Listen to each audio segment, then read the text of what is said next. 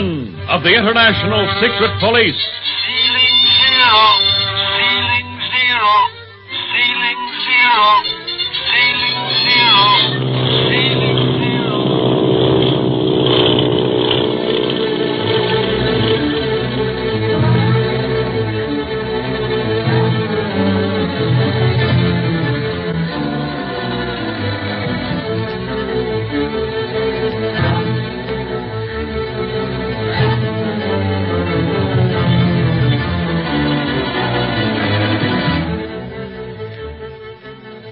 Our three friends, Speed Gibson, Clint Barlow, and Barney Dunlap, have at last arrived in Hong Kong, China, the end of the long hop aboard the China Clipper from Alameda, California.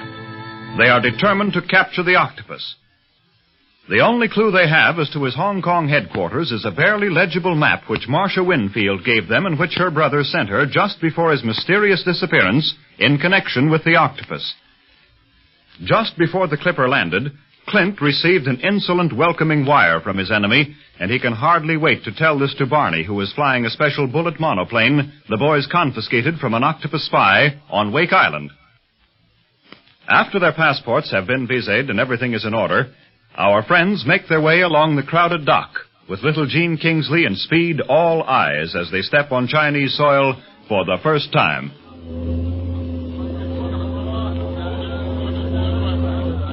Boy, what a place. What smells? Different from anything I ever smelled before. You'll find most everything different from anything you ever experienced before, Gene. This is China, the Far East. Oh, I like it, Clint. But I just sort of have to get used to it. Hey, look, here comes Barney. A welcoming committee of one again. Gene's father intended meeting us, too. I wonder where he is. Hello, everybody. What kept you so long? I could have landed my crate an hour ago, but I had some fun stunting waiting for you. The way you were scooting along the skyways after we took off in Manila, I'm surprised you're not in Paris by this time. What was your hurry? I've been hurrying ever since we left Alameda. Either chasing octopus spies or being chased. Why should I slow down now? And boy, that little ship can beat anything in the air. She's got everything. Power, speed. And a very bad reputation. Don't forget that. Have you tended to your passport yet? Sure, I wouldn't be here if I hadn't. These British fellas are mighty careful about who lands here and why. But, of course, my international secret police credentials fix me up proper. Mm-hmm. Well, speaking of papers, look at this. What's that, a telegram? Yeah, a welcome from the octopus. Yeah, what? Of all the Hey, let's get Gene to her dad quick so as we can start on our real business of tracking that guy down. Oh, well, now that you've told everyone within earshot just why we're here, let's go see about our luggage. Oh, I hope Dr. Kingsley's waiting up there, too. He probably will be. You know, the Clipper landed 10 minutes early, Marcia. Possibly didn't know about that. Gee, look at the rickshaws up there waiting for us.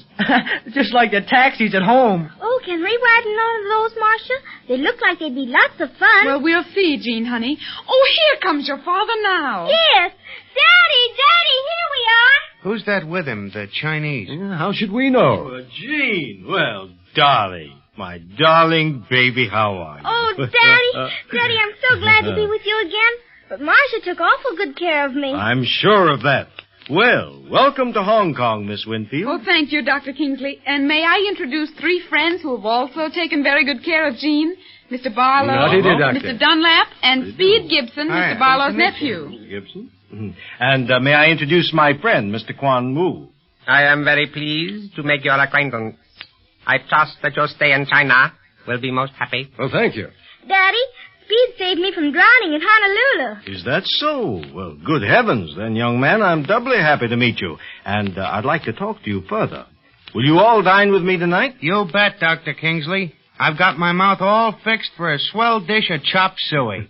Well, I'm afraid you won't find much chop suey in China, Mr. Dunlap, except in cafes catering to tourist trade. You know, chop suey and chow mein are really American inventions, not Chinese. Huh.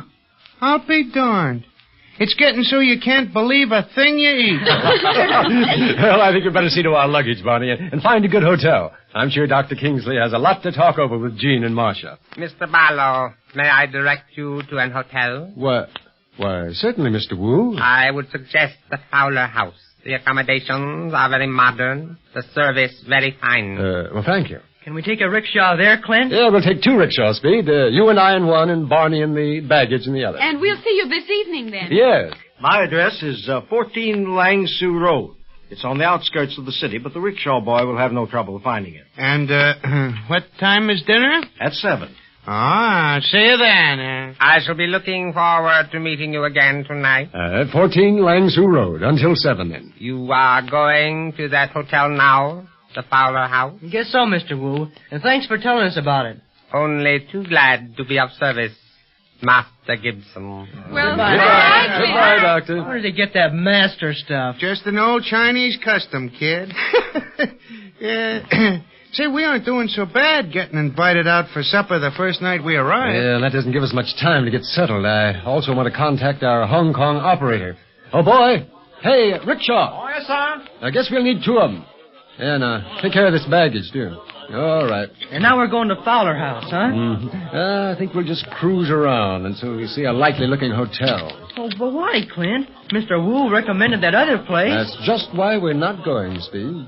Somehow Mr. Wu impressed me as being a little too anxious to know of our whereabouts for the next few hours. You don't mean the octopus? I don't mean anything, Barney. I'm just not taking any chances.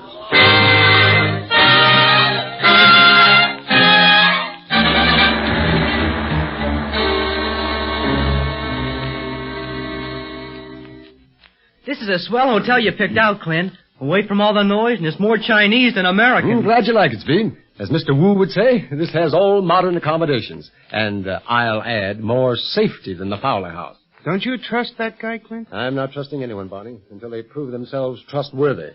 Perhaps he's a very kindly Chinese gentleman who really has our best interests at heart.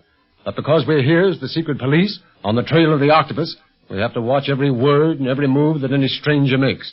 So I'd rather neither of you mention before Mr. Wu where we're staying tonight. Okay by me. When do we really start trailing the octopus, Clint? Tomorrow, probably.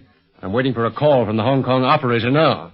I couldn't contact him before, so I left word with the switchboard girl downstairs to keep after that number. But after I talk to him, I'll know more about what our first move will be. What about that map that you copied from the one Marcia's brother sent her? And I plan to see what I can learn from Dr. Kingsley tonight concerning that approximate neighborhood. However, if Mr. Wu is too much in evidence, that'll have to wait until I can see Jean's father alone. Well, I'll take care of Mr. Wu if you want to talk to Dr. Kingsley alone, Clint. I'll ask him a lot of questions about Hong Kong. Might be a good idea, Speed. We'll see tonight, huh? What about the bullet plane, Barney? The port officials are guarding that. They've been swell to us.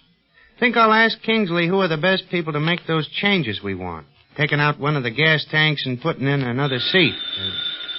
There's your call now, I bet, Clint. Hello. Yes, this is Barlow. I'd like some tea delivered. Oh, you have none ready tonight?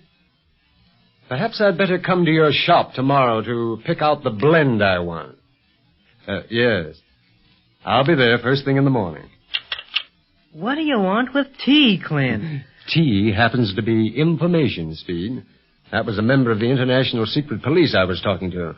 He lives in Hong Kong as a tea merchant and also runs a tea house. And a very successful one, too, I may add. He hears many things in that line of business. And all that talk about tea really meant... that he had no information for me tonight. That is, nothing pressing. That we'll have to go to his shop in the morning to lay our plans. Swell. Then we got nothing to do tonight but eat and enjoy ourselves.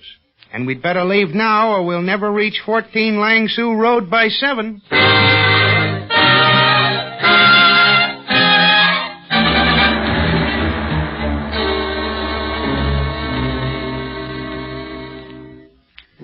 Well, then you must be a very important man in China, Dr. Kingsley. Not only as a physician, but as a diplomat. Well, I know and love the Chinese, Mr. Barlow, and I respect them. Needless to say, my race looks upon Dr. Kingsley as a brother. Knowing China as you do, Dr. Kingsley, what have you heard about the octopus? A great deal. But how much is truth and how much is fiction, I can't say. We do know that he's smuggling dope and natives on a wholesale scale. But no one knows how or where. Now, that is why I'm so glad to welcome you as the International Secret Police. And China is most anxious to rid itself of such an evil. Of course, you must understand, Mr. Barlow, that the consulate's office gets merely the whispers concerning this man. But I shall help you in your efforts to find him in whatever way I can. I owe Speed Gibson a debt of gratitude that I can never pay. You see, he saved my daughter's life. You don't owe me a thing, Dr. Kingsley, because if I hadn't pulled Jean out of the water, maybe I never would have met you. Well, Speed has a lot of admiration for you, Doctor. Well, it's mutual, I assure you, Clint. Your nephew is not only a credit to the secret police, but he has the makings of an extraordinarily fine diplomat. He can fly, too, Daddy. And he's studying telegraphy, fingerprinting, radio, the art of makeup. Makeup? Have you stage aspirations, Speed? No, sir. But makeup is very important to the secret police. That is, good makeup. None of that phony stuff detectives used to use. Yes, indeed. Speed was telling me some things about shading and highlights in makeup that surprised me. Yeah, and Clint here can take one look at some fella he wants to resemble and can rebuild his own face so that they look like twins. Well, it's extraordinary. Well, you'll find a good many interesting characters to study here in Hong Kong, Clint. I think it would test even your ability to copy any of them. Me, maybe, Dr. Kingsley, but not Clint. He's the best man in the secret police at makeup. Why, See, I've been noticing some of the Chinese things you have in this room, Doctor. They're very unusual. Things that we're not used to seeing in the shops in America. Yes, I'm rather proud of my collection. Now, that large Chinese gong over there on the wall, for instance. It's over 1,000 years old. Over 1,000? Well, say, let's hear how it sounds. Well, you'll get the true sound, too. You see, most of these temple gongs are cracked. That is, those which are sold. The perfect ones are kept in the temples. But I was lucky enough to get a perfect one. It is lovely, isn't it? Hit it, Speed. I want to hear it. Sounds young for its age, doesn't it? Well, I told you it was in perfect condition. You see... Hey, Barlow, look out! What happened? This knife. Someone threw it through that moon window. It's a dragon knife. Dr. Kingsley, is Clint all right? I can't tell you yet, Speed. You see, sometimes these dragon knives are poisoned.